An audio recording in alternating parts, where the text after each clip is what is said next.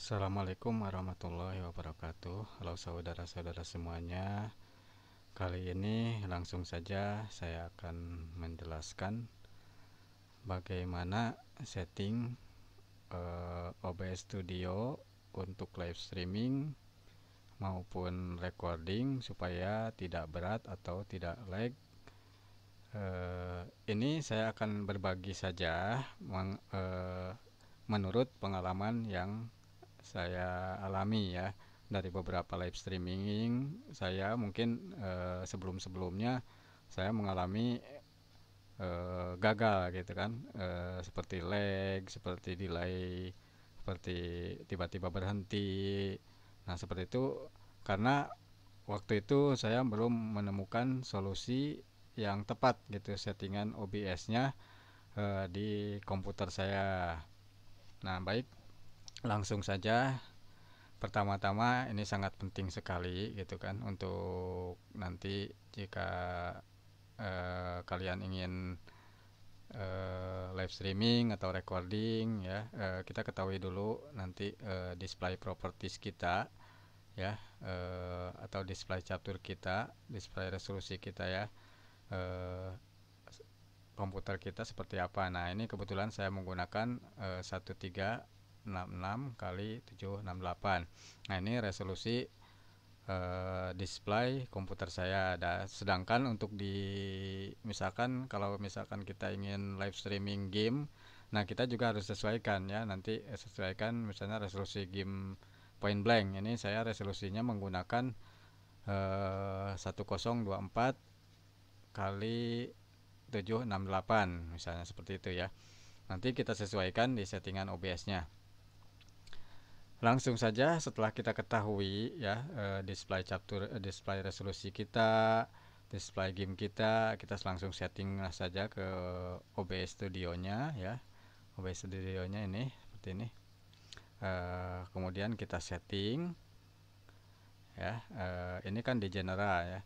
Jadi ini saya sudah tidak checklist automatically check for update on startup-nya sudah saya checklist ya, jadi tidak dicentang ya, maksudnya sudah tidak saya centang ya. Kemudian kita streaming ya, ke settingan streaming ya, karena streaming saya live streaming saya menggunakan di YouTube. Ini sudah saya jelaskan di video-video sebelumnya ya. Kemudian untuk outputnya, nah ini yang sangat penting sekali ya. Di output ini kita output mode kita pilih ke advance. Nah, ini untuk streamingnya ya. Klik streaming, nanti pilih output mode, kita ke advance. Kemudian kita untuk audio track kita pilih kedua. Untuk rescale outputnya ya, rescale output kita lihat, kita sesuaikan dengan layar monitor kita atau display resolusi kita ya. Kita pilih ke 1364 kali 768. Ini sesuai dengan resolusi layar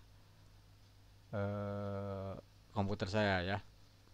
Kemudian untuk rate controlnya kita gunakan CBR atau PBR ya. Saya lebih memilih CBR ya karena lebih ringan juga. Kemudian untuk bitrate, nah ini untuk bitrate ini sangat penting sekali ya saudara-saudara. Jadi ini kita sesuaikan dengan jaringan internet kita ya. Ini kita sesuaikan bitrate-nya. Nah, untuk mengetahui ini seberapa besar kecepatan upload internet kita ya, kita lihat dulu. Mungkin bisa di ini kita bisa menggunakan speed test atau bisa langsung dilihat di ini di Google Chrome gitu kan.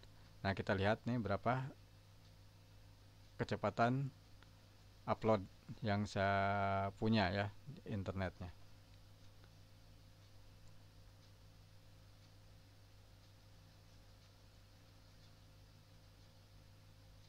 Untuk downloadnya alhamdulillah masih bagus ya. Nah, untuk uploadnya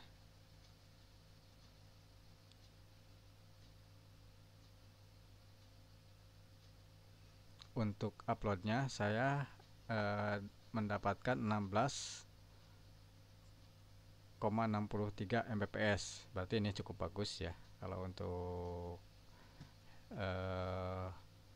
ininya cukup bagus, untuk jaringannya masih tergolong cukup bagus ya. Kemudian kita ke setting lagi, kita pilih ke outputnya. Jadi nah ini kan kita ngambil di 2000 kilobyte ya, atau 2 Mbps. Nah ini kita bisa sesuaikan sesuai dengan kecepatan upload kita ya. Atau misalkan kalau misalkan kita ingin di standar seperti ini 3000 juga nggak apa-apa, karena mungkin upload kita melebihi dari ini ya. Tapi jangan sampai nanti kalau misalkan upload kita di bawah 3 mega 3 Mbps, kemudian kita di setting di sini Mbps ini 3000 Mbps atau 3 Mbps, ini akan sangat berat sekali ya. Jadi kita sesuaikan dengan kecepatan upload kita ya, karena di sini kebetulan kecepatan upload saya lumayan cukup bagus. Saya gunakan di 3000 kilobytes atau 3 Mbps saja ya. Kemudian nah untuk keyframe interval per secondnya tidak saya rubah ya, pilih 0 aja. Kemudian untuk CPU usage-nya aja dari peripass saya pilih ke superpass ya. Untuk profil saya gunakan dari ini udah saya pilih ke high ya. Kemudian untuk tune saya biarkan default seperti ini, none ya, non. Kita kemudian ke recording, kita pilih dari recordingnya. Nah ini untuk recording tipenya juga saya gunakan tipe standar ya, tidak yang high atau yang bagus gitu ya, ya tipe standar aja. Kemudian nah ini kan untuk penyimpanan recording ini sebaiknya kita jangan simpan di sistem C ya. Kita cari aja misalnya di sini saya memilih ke lokal penyimpanan E, karena kalau misalkan ini kita simpan di C juga, ini akan sangat berat sekali gitu kan kinerjanya nanti untuk recordingnya.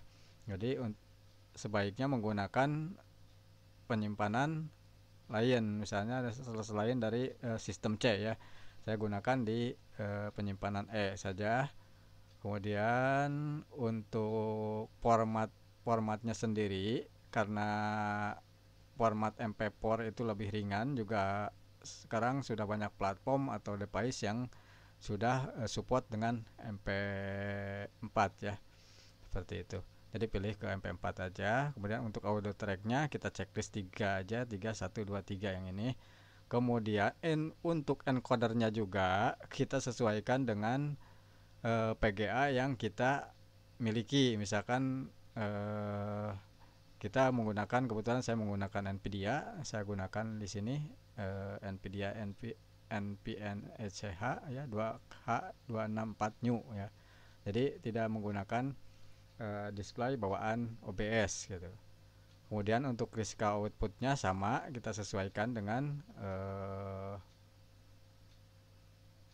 display capture kita atau display in game kita ya, seperti itu.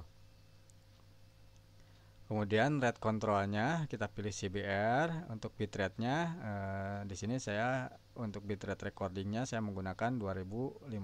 Ini bisa disesuaikan, misalkan nanti kita pengen di 3000 ya. Ini untuk presetnya saya pilih perform ya, perform aja, bagus. Ini untuk profilnya kita pilih high, disamakan ya. Untuk maksimum untuk GPU nya kita pilih 0 aja, max bit frame-nya kita pilih 2 aja, kita klik apply dan oke ya. Kembali lagi, ini baru settingan untuk output saja ya. Ini untuk audio sudah default aja. Untuk video, nah untuk video juga sama, kita harus sesuaikan dengan resolusi display kita ya. Ini udah saya sesuaikan 1366 kali 768 tambah ini 1364 kali 768 juga ya. Ininya pilih bikubik subscaling 16 sampel ya. Ininya untuk common PPS nya kita pilih 30, jangan 60 ya. Nanti delaynya akan sangat terasa kalau ini dipakai untuk live streaming game gitu ya. Kita pilih 30 aja.